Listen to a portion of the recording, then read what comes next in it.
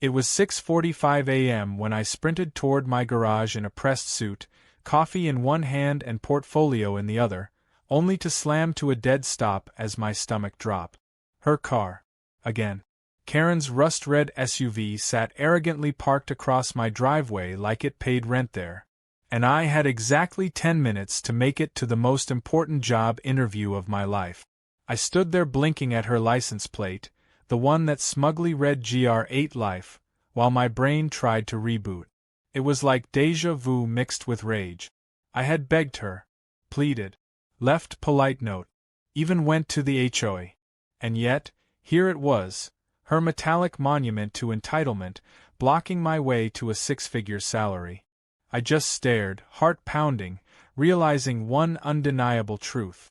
If I ever wanted my life back, I'd have to take it from Karen, inch by inch, and her bumper would be the first to feel it. My name is Jake. I'm a 32-year-old software engineer with a knack for building systems smarter than the people around me. That might sound arrogant, but after living next to Karen for 2 years, I earned it. She was the kind of neighbor who treated rules like mild suggestions for other people. Her trash bins sat out for days. Her dog barked through the night. Her party guests double-parked. And worst of all, she believed her driveway was wherever her car came to rest, whether it blocked a fire hydrant, mailbox, or, most frequently, my garage. At first, I tried to be civil. I figured maybe she just didn't notice. The first time she blocked my garage, I left a sticky note with a smiley face and a friendly, "Hey, could you avoid parking here? Thanks." The next day, I found it crumpled under my windshield wiper. Message received. So I went to the HOA. They told me to work it out like adults. Which meant, we're friends with Karen and we don't want to get involved. I installed a camera, figuring at least I'd have proof. Karen responded by waving into the lens every time she parked illegally, blowing kisses like she was on a reality show. It was infuriating. And yet, somehow, every time I almost snapped, she moved just in time to avoid a ticket or tow. It was like she had a sixth sense for dodging consequences. Or maybe it was just her friendship with the HOA president that kept her safe. This morning, though, changed everything. That job interview wasn't just important, it was my chance to finally get out. A position at a robotics firm I'd been chasing for years, one that would move me across the country. Away from Karen. I'd spent the whole week prepping. I dry-cleaned my only decent suit. I rehearsed my pitch. I updated my resume. I even skipped poker night with my buddies. But none of that mattered now because the only way my car was getting out of the garage was if Karen suddenly learned how to teleport. I knocked on her door, calm at first. No answer. Knocked again. Nothing. I called her phone. It rang inside the house. I pounded on the door so hard my knuckles went red. That's when I saw the note taped to her mailbox. Out for brunch. Back around 10. Brunch. At 6:45. I stood there in disbelief. She knew exactly what she was doing. So I ran. Literally ran to the bus stop 6 blocks away, sweating through my shirt and arriving just in time to see the bus pull away. The next one wouldn't come for 25 minutes. I called a rideshare, but thanks to surge pricing, the fare was triple the normal rate, and I didn't have time to wait. I ended up borrowing my neighbor Tom's beat-up bike and pedaled 8 miles to the interview, arriving with one pant leg rolled up and grease stains on my hands. The receptionist looked at me like I had broken in. I tried to recover, but my mind was elsewhere. I stumbled through questions, forgot key project details, and blanked completely when asked where I saw myself in 5 years. Hopefully not stuck behind a red SUV, I almost said. I didn't get the job.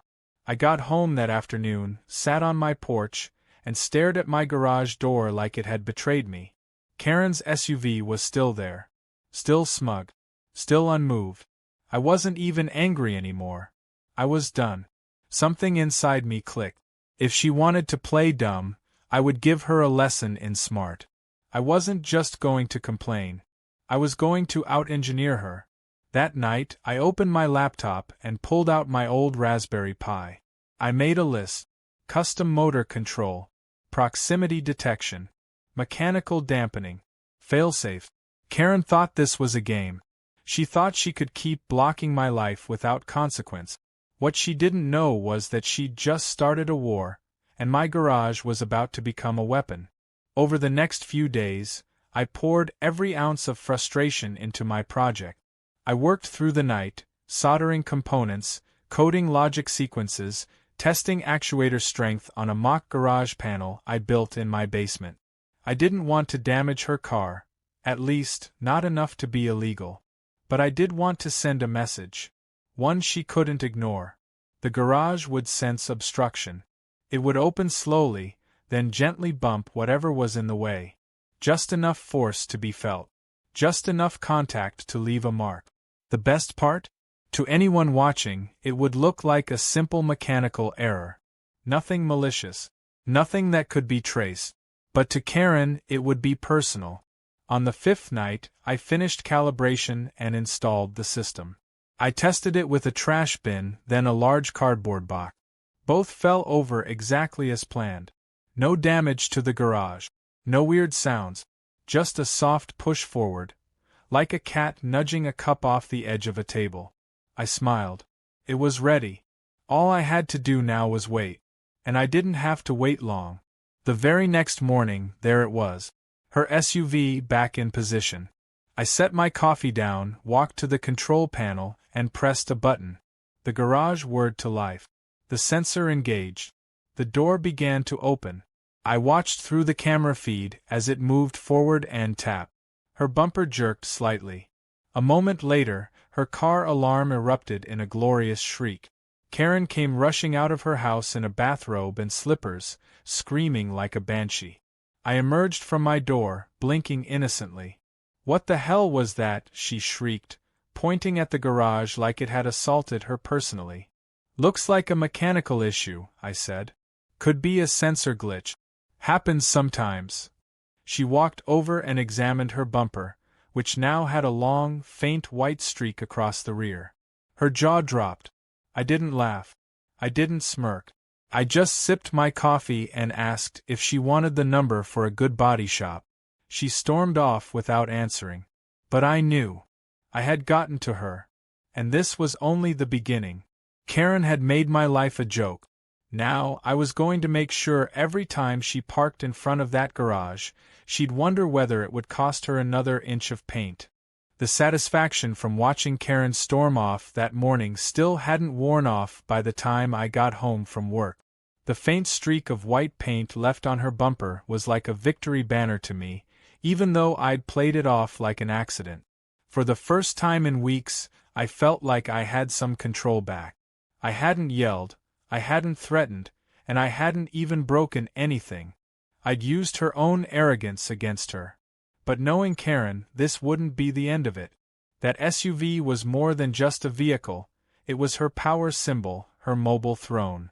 Scratching it, even slightly, was like smudging a queen's crown. I had no doubt she'd retaliate. I just didn't expect her to move so fast. That very evening, I noticed her walking past my house slowly, sipping a smoothie with a smug little smirk. Her SUV was now parked slightly off to the side, technically not blocking the garage, but close enough to still feel like a challenge. She was testing boundaries. She thought she was clever, and honestly, she kind of was. But I was cleverer, and now I had the momentum. My system had worked perfectly, but I knew I had to refine it. If she was going to dance around the line, I'd make that line razor sharp. I went back into my garage and re-examined the setup. The motor response had been a bit too gentle. It needed more feedback.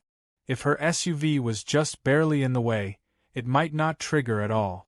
I added an ultrasonic sensor with a wider detection field, programmed a logic override that would treat any encroachment as a full obstruction, and rerouted the timing so that the door would wait 5 seconds before engaging the push, just enough delay to make it seem like it was struggling, not attacking.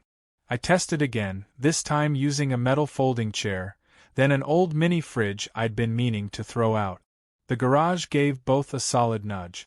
I adjusted the torque down by 2% to keep it safe, but the message was clear.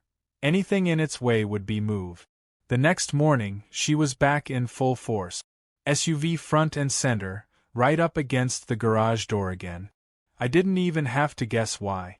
It was garbage collection day, and I knew she didn't want to move her bins to the curb, so she parked in front of mine to force me to put them somewhere else. Petty didn't even begin to cover it. I triggered the door from inside the house.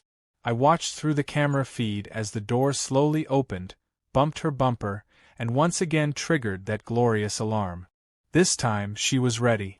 She flew out of her front door like a missile, already recording with her phone. She stomped over to my driveway, panning her camera like she was filming an episode of some courtroom show. "There it is," she barked. "Caught you damaging my property on video." I walked out slowly, keeping my expression neutral. "You parked in front of my garage again. I can't control how my door reacts when it detects an obstruction." She turned the phone to me. "You think this is funny?" I tilted my head. "Not funny. Just automated." She huffed and stomped back to her house. Later that day, I received a call from the HOA. Apparently, she had filed a formal complaint about me creating a hostile mechanical system. The HOA president, Greg, called me like he was my disappointed dad. "Jake, we've had a report that your garage is damaging vehicles." I replied calmly, "Greg, I submitted a complaint last month when Karen blocked my driveway for the 6th time. You told me to work it out like adults." He paused. "Well, yes, but..." And I did. I upgraded my garage with safety sensors and a response protocol to ensure it doesn't open fully into an obstruction. It's all compliant with manufacturer standards. If someone's parked illegally, that's not my system's fault. There was silence on the line for a moment. "Look, just keep things cool, okay? We don't need a war between neighbors." "Too late," I muttered before hanging up. By the end of the week, Karen had become more cautious, but not by much.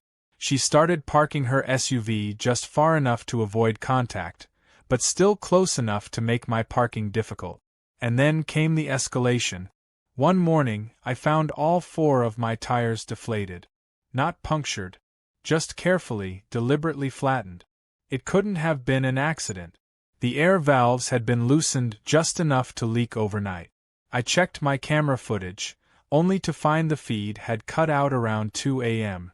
Somehow, the power to the external cam had been disabled. That was when I decided to double down. I installed a backup battery, hardwired it to a separate solar unit I had lying around from an old project, and placed a hidden camera inside a decorative plastic owl above my porch. The owl was supposed to scare away squirrels. Now it would hopefully catch a bigger pest. The next few nights, nothing happened. Then one evening, I heard laughter outside. I muted the TV and went to check the feed. Karen was on my porch talking to one of her friends, sipping wine, waving her phone around. "He thinks he's clever," she said, not noticing the owl blinking red above her. "Wait till he sees what I do to his mailbox tomorrow. He'll wish his little robot garage never woke up." I replayed the audio 3 times. My heart pounded. It was proof. She had admitted to messing with my stuff. I could go to the police, show them the footage, and press charges. But something in me hesitated. Maybe it was pride. Maybe it was because I'd come too far to let someone else deliver justice. I wasn't just collecting evidence. I was building a case for something more poetic. Something public. Instead of confronting her, I stayed quiet. I cleaned up my yard, rebalanced the garage sensors, and started preparing for Phase 2. I added a voice recognition feature using open-source software, trained it to recognize specific phrases from audio samples. One phrase in particular. Karen had shouted it during her last outburst. "Open your stupid garage." I programmed that into the trigger system. Now, if someone shouted that phrase, the garage would obey, regardless of who said it. It was petty. It was brilliant. It was bait. A few days later, Karen returned to parking slightly in the danger zone. Just enough to tempt fate. But I was patient. I knew what was coming. She'd try to show off again. She always did. All I needed was one more spark. And then she gave it to me. It was the Saturday of the community barbecue. Karen had organized the whole thing, of course, and was walking around like she was the mayor. She had loud music playing from her driveway and chairs set up half on my lawn. She didn't even ask permission, just assumed I'd be fine with it. When I tried to move one of the chairs, she barked, "Don't touch that, it's reserved." Reserved. On my lawn. I didn't argue. I simply smiled and walked back inside. That's when I turned on the speaker system connected to my porch cam. I pulled up the audio from earlier that week. I filtered it to isolate her voice. "Open your stupid garage," it echoed out loud into the party. The system recognized it instantly. My garage began to open. Karen's SUV, once again stationed too close, got a nudge from the door. Not paint this time. No, I had added a foam roller dipped in washable white paint inside the door's base. It struck with a quiet whump and left a beautiful white stripe across her bumper like a skunk tail. Her car alarm screamed. Her guests gasped. And Karen turned white. She yelled and ran toward the garage, slipping slightly in her sandals. I stepped out with my coffee in hand. "Looks like a voice glitch," I said. "Hope that doesn't affect your car's resale value." That day something changed. I saw it in her face. A flicker of doubt. For once, she wasn't sure she could win. And that meant I was just giddy. The garage door incident at the barbecue sent shockwaves through the neighborhood. People couldn't stop talking about it. Some neighbors laughed behind closed doors while others pretended to be appalled, but the truth was, everyone enjoyed watching Karen get knocked down a peg. Especially when she was the one who had insisted on hosting the party and turned it into her personal stage. Now, her SUV wore a bright white stripe like a badge of humiliation, and despite her ranting and blaming malfunctioning tech, nobody was buying it. She had shouted the exact phrase that triggered the system herself, and enough people had witnessed the garage obey her command that even the HOA president, Greg, was noticeably distant from her afterward. For a brief moment, it felt like the balance of power on our street had shifted. But Karen wasn't one to lose quietly. By Monday morning, she had switched gears from dramatic outbursts to quiet scheming. I could sense it in the way she walked, the forced politeness, the unnatural silence.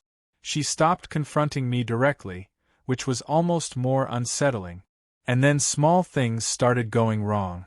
One morning, I opened my mailbox to find it stuffed with soggy newspapers and raw eggs. Another night, I came home to discover someone had unscrewed my porch light bulbs just enough so that they wouldn't work. My sprinkler heads were twisted backward. My trash bin was flipped over in the street. It was all childish stuff, too insignificant to report but just annoying enough to get under my skin. Death by 1,000 petticut. I knew it was her. Nobody else in the neighborhood had the motive or the pettiness. But catching her in the act was another matter. I had the owl camera on the porch and a backup feed around the garage, but Karen had clearly learned where the blind spots were. That's when I decided to bait her again, but this time, I wouldn't need the garage. I placed a fake note under my windshield that read, "Don't let Karen see the garage update log on USB." Then I deliberately left a small USB drive taped under the dashboard camera. It was empty, of course, but to someone like her, the idea of getting access to evidence was irresistible. That night, I watched from inside as Karen approached my car with her flashlight. She glanced around, then popped open the driver's door. She didn't notice the secondary camera I had hidden in the wheel well, angled perfectly to catch her face as she reached in and grabbed the USB. The next morning, I uploaded the footage to a private drive and saved multiple backups. Now I had her braking and entering on video. Not that I planned to report her immediately. I wanted her to know she was being watched. I printed a still from the footage and taped it to her front door. No note. No explanation. Just her face, mid-theft, frozen in perfect clarity. The response was fast. That afternoon, her SUV was gone. Her blinds were closed. For 2 days the street was quiet. I half wondered if I'd finally scared her into submission. But of course, she wasn't done. Karen didn't operate on fear alone. She needed revenge. And this time, she went to her usual fallback, the HOA. I got the notice on Friday. A formal complaint claiming I had installed a hazardous mechanical system capable of damaging community property, along with a summons to appear before the board at their monthly meeting. The HOA clubhouse wasn't exactly a courtroom, but the way Greg treated it, you'd think he was wearing robes and wielding a gavel. Karen sat beside him, arms crossed, that smug smile stretched across her face like she already won. Greg cleared his throat and began with the usual pleasantries, then got straight to the point. Jake, we've received multiple complaints about your garage and its unusual operation. I nodded calmly. Complaints from one person. Karen cut in. You've weaponized your garage to damage my car, and you've manipulated voice software to trigger it as a prank. I pulled out my documents, calmly placing them on the table.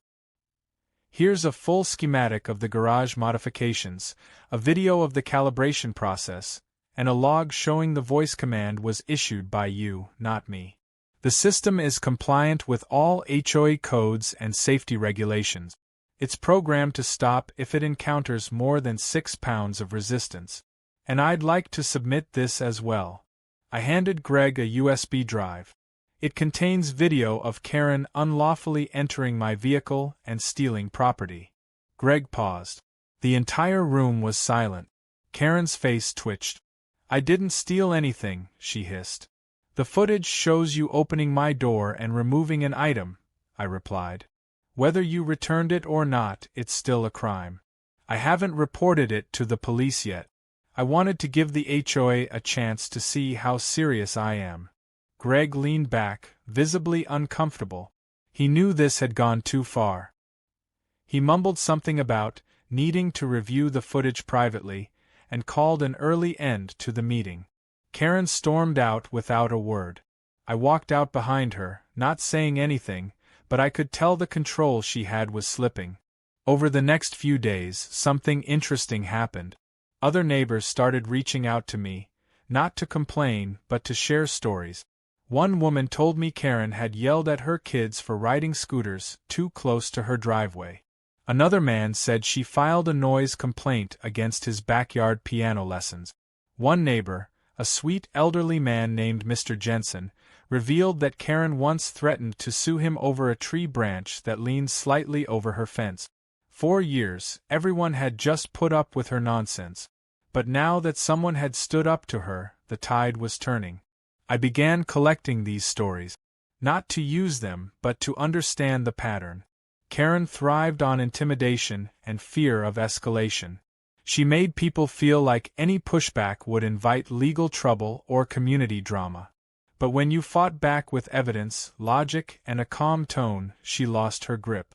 She was used to winning battles through chaos. But now the neighborhood had seen the calm response work better than anger. Then, one morning, her SUV disappeared entirely. A moving truck appeared a few days later. Karen wasn't outside yelling at the movers or making a scene. In fact, nobody saw her at all. She left quietly, like a ghost who realized the haunting was over. The rumor was that she was moving to her sister's place while sorting things out. Whatever that meant, we didn't care. She was gone. It felt surreal walking past her empty driveway, now filled with sunlight instead of shadows. No more mysterious garbage on my lawn. No more screeching accusations. For the first time in 2 years, I could open my garage without checking for obstacles. The quiet was beautiful. I took down the owl camera. I restored my sprinkler heads. I even replaced the porch lights. Slowly, life returned to normal. But I didn't dismantle the system. I kept the garage automation intact. Not out of spite, but because I liked the idea of being prepared. Besides, the neighborhood had changed. We weren't scared anymore. We had seen what happened when someone stood up with smarts instead of shouting. And as I walked back inside one evening, sipping my coffee, I smiled at the sound of nothing at all. Peace at last. At least, until the next HOA meeting. started. It had been almost a full week since Karen vanished, and the street had taken on a strange new energy, lighter, calmer, almost eerie in how normal everything felt. For the first time in what felt like forever, I didn't have to peer through my blinds before pulling out of the driveway. There was no SUV blocking the garage, no crumpled HOA warnings on my porch, no passive-aggressive barking from across the street. It was peaceful, almost suspiciously so. A few neighbors made cautious small talk again, like they were testing the air for any leftover tension. I noticed families walking their dogs past my house without speeding up. Even Tom, the guy 3 houses down who hadn't smiled once since I moved in, gave me a thumbs up when he saw me fixing my mailbox. It was like we were all waking up from a shared bad dream that no one wanted to admit they'd been living through. I took advantage of the calm. I upgraded the garage system one last time, not because I expected trouble but because it had become something of a hobby. I added a thermal sensor to detect engine heat, a clever way to detect parked cars even if they weren't directly touching the door. I installed a weatherproof speaker and gave it a little AI voice module, not to mock anyone, just to make it more interesting. Now, when someone parked too close, the system would say in a polite, robotic tone, "Please clear the path." Garage activation in progress. It felt more official that way, and honestly, it made me laugh. I gave it a name, Sentinel. Things remained quiet until a knock on my door snapped me out of my tranquility. It was Greg, the HOA president, flanked by 2 people I'd never seen before, one in a polo with an HOA badge and another in a button-down shirt holding a legal pad. Greg had the expression of a man who didn't want to be there but was trying to make it look like he was in control. I opened the door with my usual calm, already sensing the flavor of nonsense he was bringing this time. "Jake, sorry to bother you," he said, glancing back at his companions. "We're conducting a follow-up assessment after some recent concerns." I raised an eyebrow. "Concerns from who?" Karen moved out. Greg cleared his throat. "She's filed a formal legal claim against the HOA and mentioned your system as part of the damages. Says we allowed unsafe mechanical structures in the community. Her lawyer wants a report on your garage before proceeding." I laughed, not because it was funny but because the absurdity of it was just too much. She's suing the HOA for not stopping me from making my garage smarter? The man with the notepad finally spoke. "We'd just like to do a quick inspection. Make sure everything's documented correctly. Nothing invasive." I let them in. I had nothing to hide. Sentinel was well within regulations. In fact, it was probably safer than any standard garage system in the neighborhood. They took photos, tested the door, made a few notes, and left without incident. I watched from my porch as they got into their car and drove down the street. Greg didn't even say goodbye. He just gave me a tired look, like he knew this wasn't over. Later that evening, I received a knock on the door again. This time it wasn't Greg. It was a man in a cheap suit holding a folder. He handed me a letter, legal paperwork from Karen's attorney. The headline was absurd: "Civil complaint for intentional emotional distress and property damage." She was accusing me of weaponizing technology to cause her mental anguish. The evidence? The camera footage of the garage pushing her car, her own voice commanding it to open, and a few photos of her SUV with paint streak. She'd even submitted screenshots of neighborhood gossip forums where people laughed about the incident. I didn't panic. I didn't yell. I simply closed the door and went straight to my computer. I had the full footage, the calibration logs, the timestamps, the HOA meeting video, and most importantly, the clip of her illegally entering my car to steal the USB.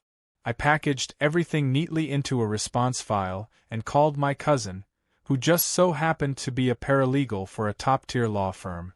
After he reviewed the documents, he nearly laughed himself off the phone. "She's going to regret filing this," he said. "This isn't a lawsuit. It's a tantrum dressed as paperwork."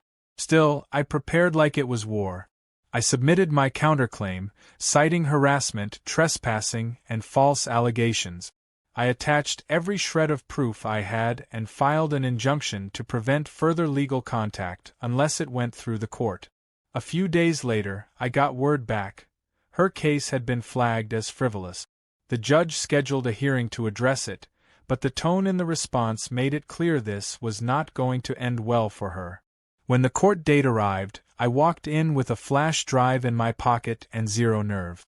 Karen showed up wearing oversized sunglasses like she was hiding from paparazzi.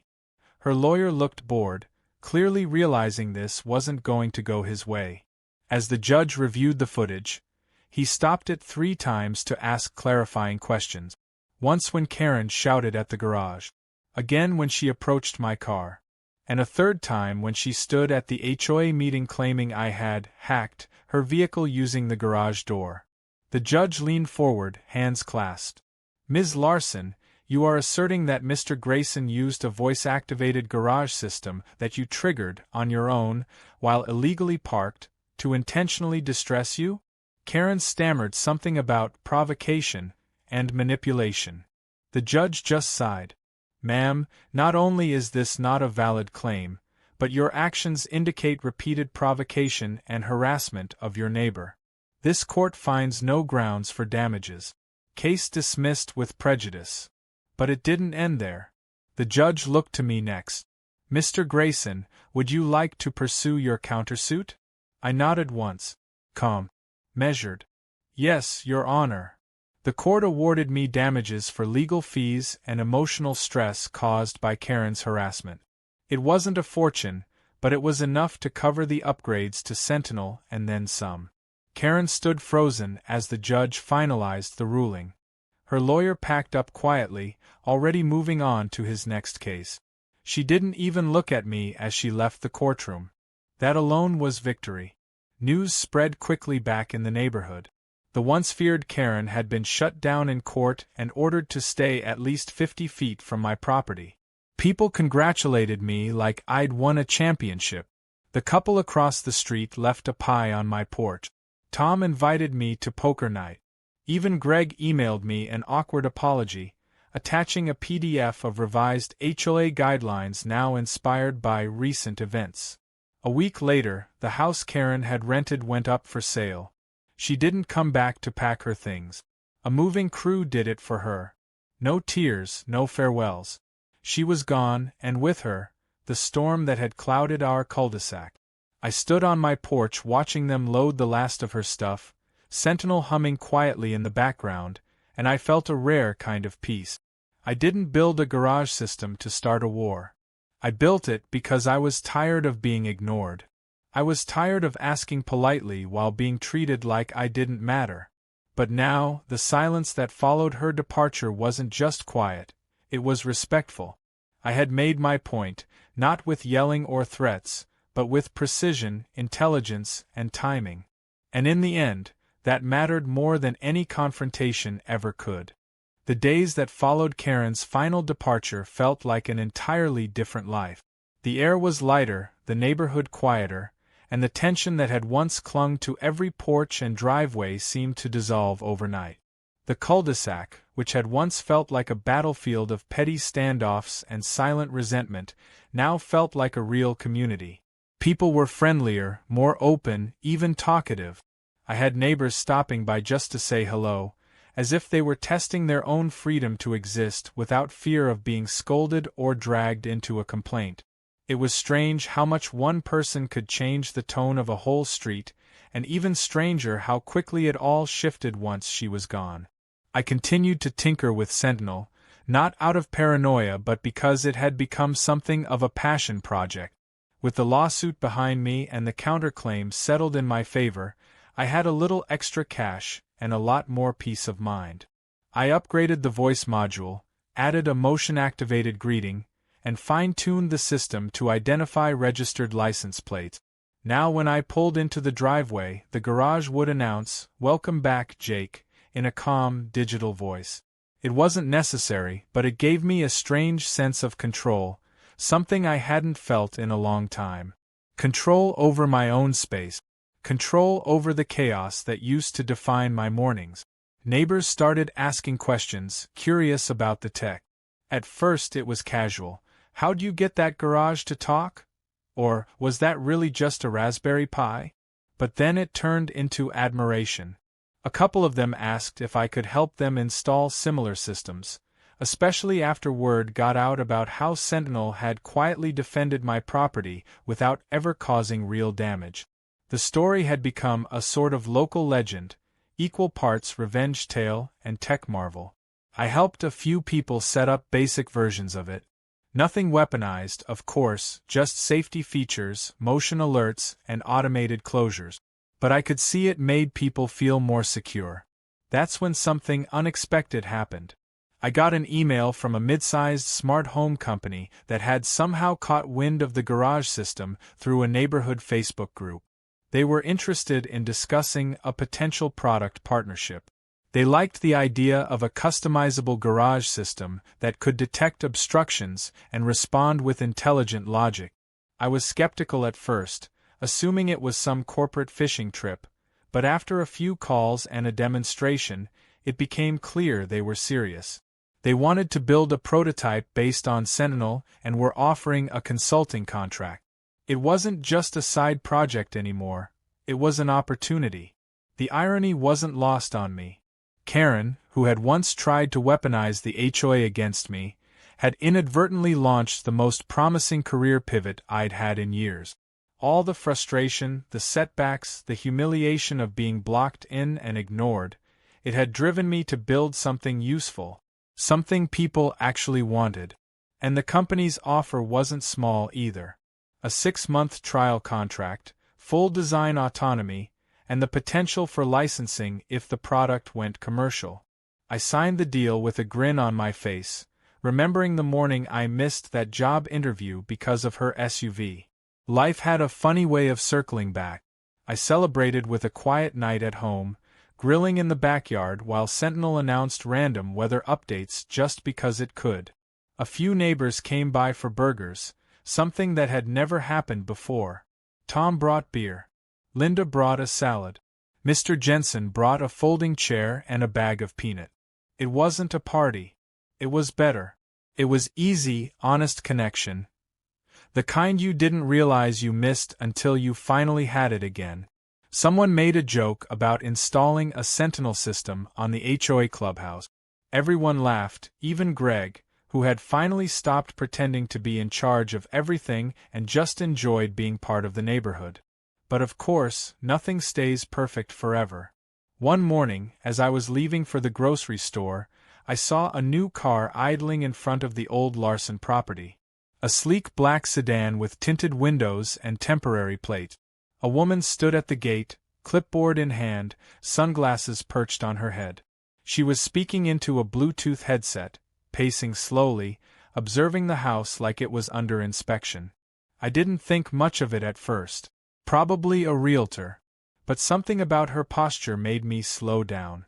She wasn't just looking at the house. She was scanning the whole street. I approached casually, smiling. "Looking to move in?" She glanced up, professional smile locked in place. "Just here for a preliminary review. Possible tenant application. Not finalized yet." I said, pausing. "We've had a few people ask about that place. Been empty a while." She nodded, but she was clearly studying me, like she was filing away my voice, my face, something deeper. I walked away slowly, unsettled. Later that day, I checked the city property database. The house hadn't sold yet. No new owner registered. That meant one thing: it was a rental application. Possibly short-term. I ran a reverse lookup on the templates. They were linked to a legal office downtown. Karen's lawyer's firm. I didn't panic. It could have been a coincidence. But something told me it wasn't. She might not be coming back herself. Maybe she couldn't. But the idea that she'd try to send someone else, a proxy to stir the pot or collect evidence or even just snoop around, didn't feel far-fetched. She was nothing if not petty, and losing in court might have only made her more determined to reclaim some kind of control. So I did what I always did. I upgraded. Sentinel now had facial recognition with a whitelist for all trusted neighbors. Anyone else triggered an alert that sent a ping to my phone. I also linked the system to a cloud server and enabled remote activation. It was no longer just a garage door. It was a smart guardian. And this time, I wasn't using it to fight back. I was using it to stay ahead. 2 days later, the black sedan returned. This time, it parked across the street for over an hour. The woman didn't leave the car. She just sat there. Sentinel clocked the plates and triggered an alert. I walked out front, waved, and stood there until she finally drove off. Nothing happened after that. Maybe she realized there was nothing left to gain. Or maybe she reported back to Karen that the street wasn't as soft as she remembered. Either way, I wasn't afraid. The next month, the property was taken off the rental list. Whether Karen gave up or got tired of playing shadow games, I never found out. But she didn't return. And the neighborhood?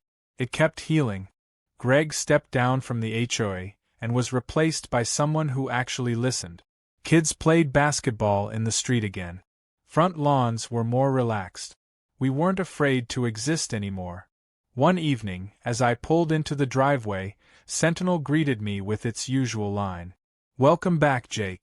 The sun was setting behind the rooftops. My neighbors were waving.